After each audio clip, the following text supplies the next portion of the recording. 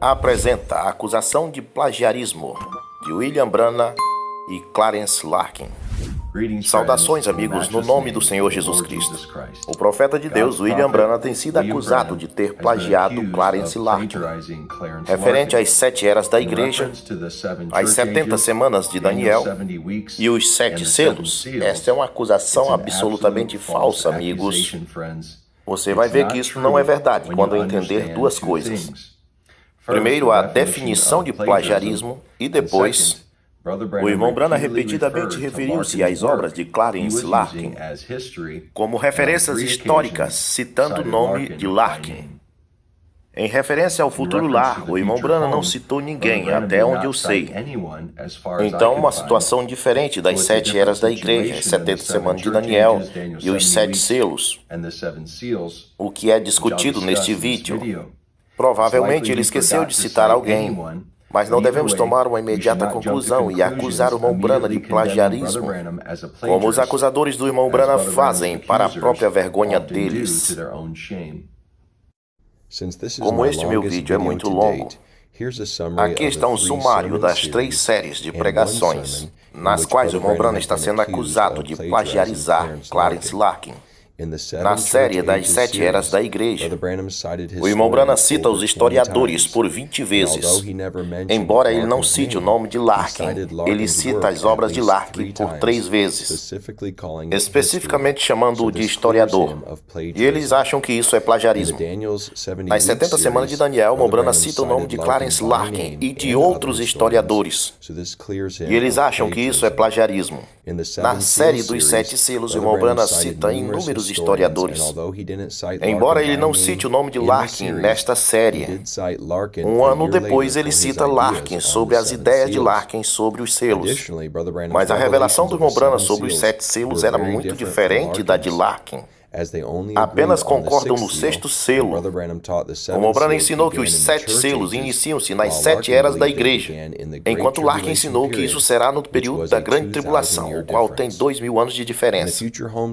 No futuro lá, o irmão Branham não cita ninguém, mas ele nunca disse que o trabalho de Larkin foi revelado para ele, Branham, somente para ele. A principal enfatização do irmão Branham quanto à revelação de Deus foi as 3 etapas da graça, as quais Larkin nunca ensinou. Sobre essa acusação de plagiarismo, amigos, deixe-me lhes dizer humildemente e de coração.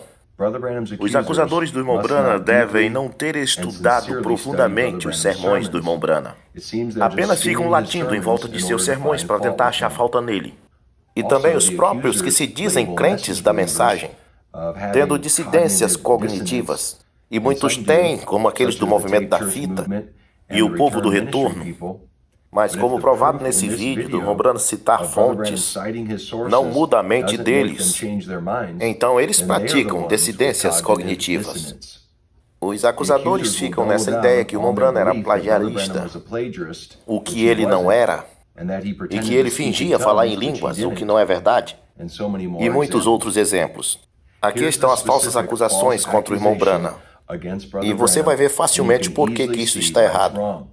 Acusadores de William Branham dizem, abre citação, se William Branham tivesse dito, eu li essas coisas do livro de Clarence, então ele não seria acusado de plagiarismo.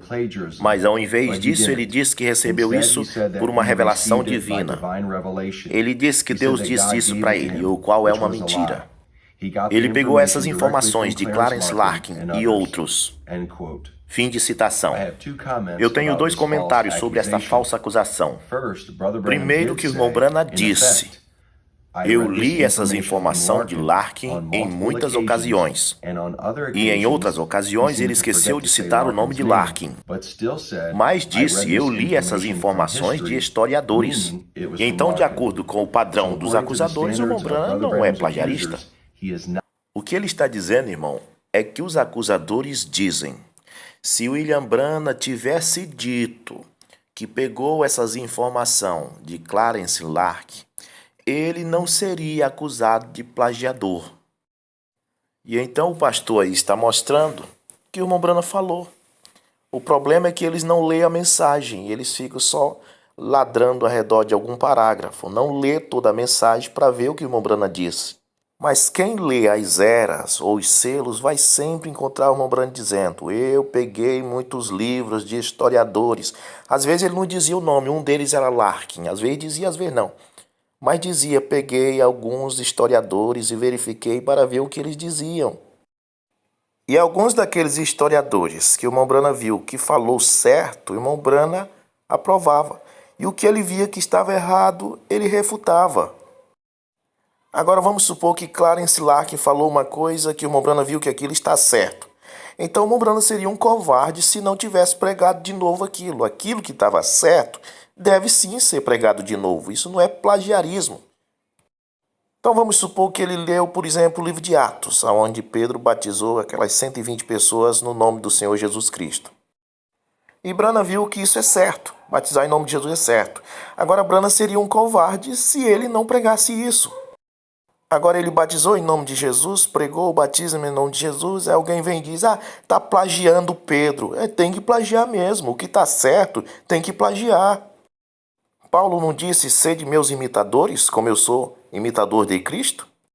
Então aqui na acusação deles, eles dizem: se William Branham tivesse dito que pegou essas informações de Lark, ele não seria um plagiador. Pois é, só que ele disse que pegou, e agora? Então ele não é um plagiador. Pelas próprias palavras deles, aqui eles mostram que Branham não é plagiador. Isso, irmãos, em algumas coisinhas, em poucas coisas que o irmão Branham viu que esses historiadores falaram que foi bom, ele aplicou nas eras e talvez nos selos. Mas o âmago da revelação é completamente diferente. Larkin acreditava que o primeiro cavaleiro, o segundo, o terceiro, todas aquelas coisas iam acontecer só no período da grande tribulação. E o irmão Branham pregou que isso foi lá na primeira era e durante as eras. Então, a diferença é completamente grande. Então, só algumas coisinhas que o irmão Branham viu que eles estavam certos e aplicou aqui. Mas a revelação, o âmago da revelação de William Branham é completamente diferente. Olha o que ele diz aqui. As 7 eras da igreja. A era da igreja de Éfeso. Parágrafo 2. Desde que esse estudo deveria ser o mais importante que eu já empreendi até esse tempo, busquei a Deus por vários dias para encontrar a inspiração do Espírito Santo. Somente então eu li as Escrituras sobre as eras da igreja e estudei profundamente a história da igreja escrita pelos historiadores mais imparciais que pude encontrar.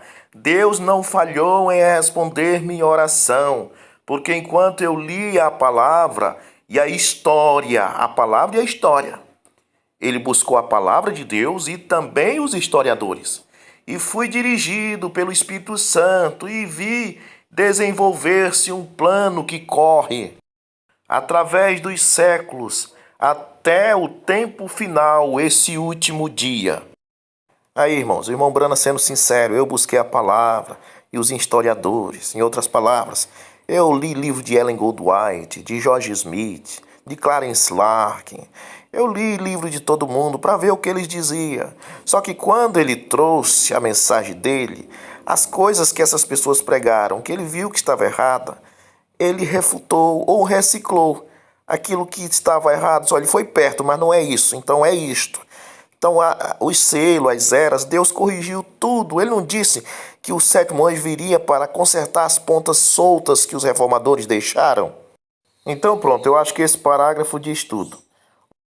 A brecha entre as eras e os selos, parágrafo 39. Agora, isto foi escrito misteriosamente, porque nenhum homem, em parte alguma, o conhece. Somente Deus, Jesus Cristo, seja agora mais este é um livro misterioso.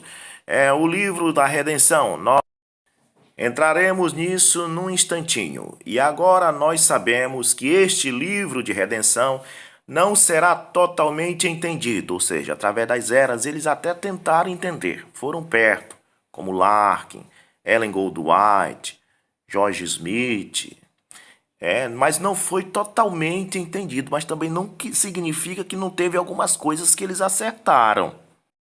Ou seja, eles entenderam sim algumas coisas, mas não na totalidade. Então diz, não será totalmente entendido. Ele tem sido investigado através de 6 eras da igreja. Clarence Larkin, só que ele pensou que o primeiro cavalo, o segundo, seria só no período da tribulação. Então Larkin investigou. Mas no final, quando o sétimo anjo começar a soar seu mistério, ele ajuntará todas as pontas soltas, ou seja, ele vai pegar o que Clarence Larkin estudou, ele vai pegar o que Ellen Goldwhite estudou, ele vai pegar tudo que esses homens através das eras estudou e vai verificar o que está certo, o que está errado e vai dar para a igreja no fim do tempo a coisa certa. Então ele ajuntará todas as pontas soltas que estas pessoas investigaram e os mistérios descerão de Deus como a palavra de Deus e mostrarão a inteira revelação, não só a parte, de Deus, então a divindade e tudo mais, a coisa correta, não o unicismo, mas a revelação da deidade viria no dia da voz do sétimo anjo. Então eu tinha um livro aqui do cativeiro babilônico da igreja que Martinho Lutero diz, olha, alguns dizem que tem que ser batizado em nome do Pai, Filho e Espírito Santo, mas os apóstolos batizaram em nome de Jesus. Está na página 63 desse livro. Então Martinho Lutero cria no batismo em nome de Jesus, mas não batizou em nome de Jesus. Então quer dizer que ele investigou isso, ele verificou isso, mas não era tempo dele trazer para a igreja. Então eu creio que isso aqui, esse vídeo aqui já esclareceu tudo, esse negócio de plagiarismo. Então, mas eu vou fazer o vídeo 2, continuar o assunto do pastor americano aí, em outro vídeo. Deus abençoe a todos.